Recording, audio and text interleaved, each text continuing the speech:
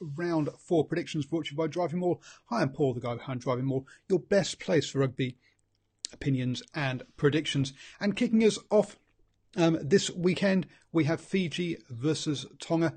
Fiji, obviously, with back-to-back wins over Samoa and Georgia, whereas Tonga lost by the narrowest of margins, 1 point to Georgia, and then obviously beat Samoa in their second game.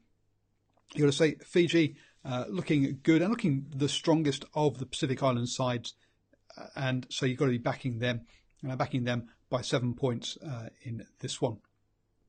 Next, we head over to Japan, where Japan, off the back of a win and a loss over against Italy, face Georgia, who got that win over Tonga, and then the loss to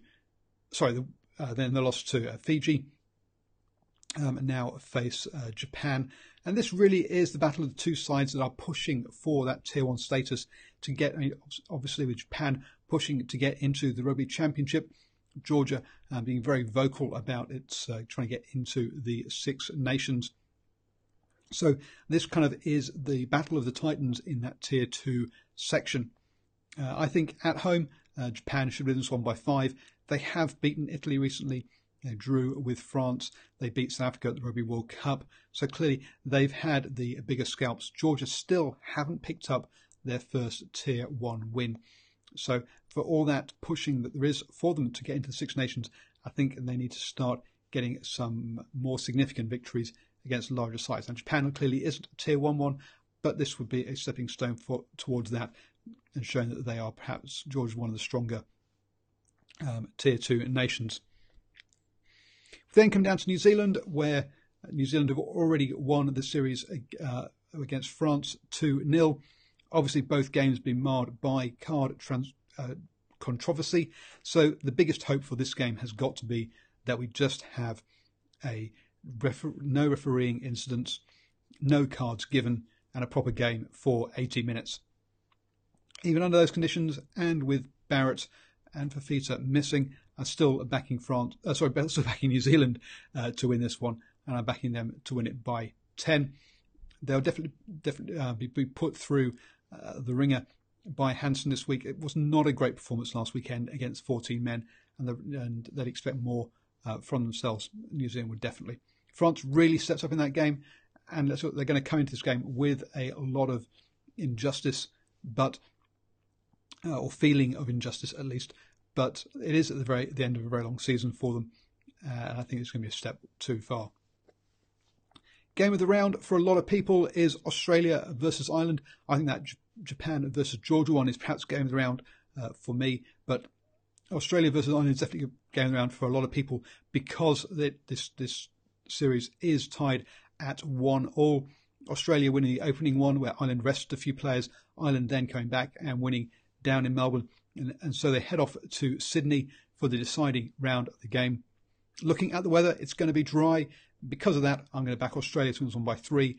Both these games have been won by single figures, and I think that's what we're going to see. Again, another close game by these two sides, and probably, definitely the best Tier 1 game for this weekend, the best Tier 1 series we've had in this June window. We then head over to South Africa, where South Africa have beaten England in their series by winning the first 2 games, so it's 2-0 currently. England, a lot of people are saying, are in disarray with 6 losses back-to-back, including the Barbarians one, which obviously wasn't a test match. Eddie Jones under a lot of pressure. Will he actually succumb to that pressure and make some changes, bring in Cipriani for forward, for example, or is he going to stick to his guns and name the same side yet again? South Africa with a new coach, new captain, all looking very positive for them. And so I'm going to back South Africa to win this one again by 5.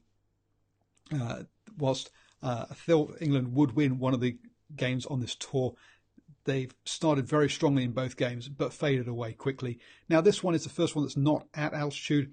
Will that be the deciding factor? We'll have to wait and see. But I still think, South Africa have got all the momentum and all the wind in their sails. Over in North America, we have Canada versus USA, 2 traditional rivals. But Canada are coming off the back of 2 losses to Scotland and then to Russia, whereas the USA are coming off the back of 2 wins against Russia and then against Scotland, getting that elusive Tier 1 scalp. Now, a lot of people are saying it's their first ever Tier 1 scalp, but hey, does that 1924 win over France in the Olympics and being the reigning Olympic 15s champions count for nothing? Well, that's up to you, I guess. But either way, getting that win over Scotland was big for them. It doesn't matter who Scotland turned out. It was still a test match and the USA got the win.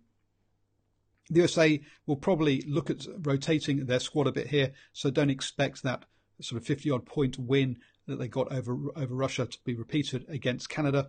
I think they will rotate some players, look at depth, look at combinations. Gary Gold is a new coach for the USA, so he'll be wanting to test a few things out now off the back of some success and also success they had in the America's Rugby Championship earlier in the year, or the America's Six Nations as it sort of some people know it.